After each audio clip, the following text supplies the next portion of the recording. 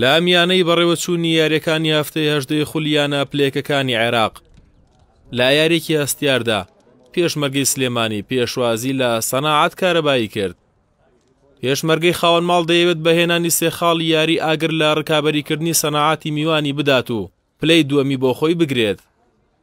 لای خۆیەوە سەناعەتیش دەیەوێت وزەی کارەبایی خۆی بابردنەوەی سێ خاڵ و دوورخستنەوە لە پێشمەرگەی سلێمانی بدات و جێپەی لە دووەمی ڕیزبەندەکە تونتر بکات. هەردوویانە بە ئامانجەکانیان چوونە نێو کەشی لای کێشە سەوزەکە. پێشمەرگە باشتر دەبینرا و هێرشەکانی زیاتر مەترسیدارتر بوو.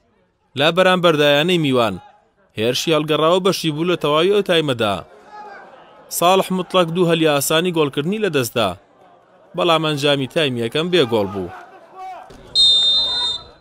سەرەتای تایمی دووەم محەممەد عەباس هێرشبەری پێشمەرگە چانسی خۆی لە لێدانێک تاقی کردەوە، بەڵام تۆپ دەرەوەی خانەی گۆڵی پێکا. لێدانە ڕاستەوخۆکان جارجار ترسی لەسەر گۆڵی هەردوویانە دروست دەکرد.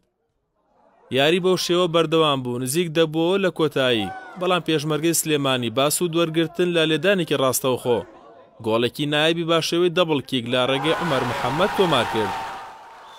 یاریزانانی پێشمەرگە لە چاوەڕوانی لێدانی فیکەی کۆتایی بوون تا ئاهەنگی سەرکەوتن لە خاکی خۆیان بگێڕن، بەڵام کۆتا هەلی سەناعەت کارەبایی یەکسانکردنەوەی ئەنجامەکە بوو لە کۆتا خولێکی زیادکراوی یاری کە جۆنیۆر بریس تۆماری کرد.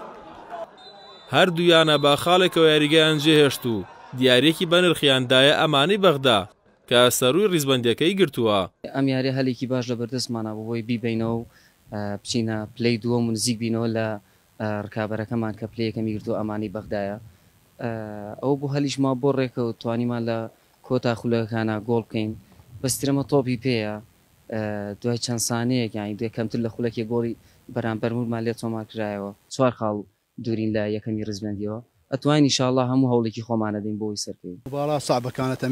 یاریەکی قورسمان بوو بەتایبەت لەگەڵ پێشمەرگەی سلێمانی کە هاوشانی ئێمە ڕکابەری سەرکەوتن دەکات بۆ خولی نایب.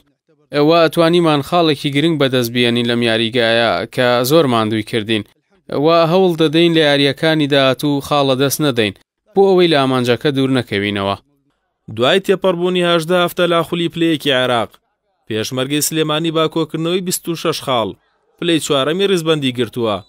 سەناعەت کارەباییش لا سێمی ڕیزبەندەکە دەبینرێت با کۆکردنەوەی 27 خاڵ. هەستیار حاجی، کەناڵی پەیام، سلێمانی.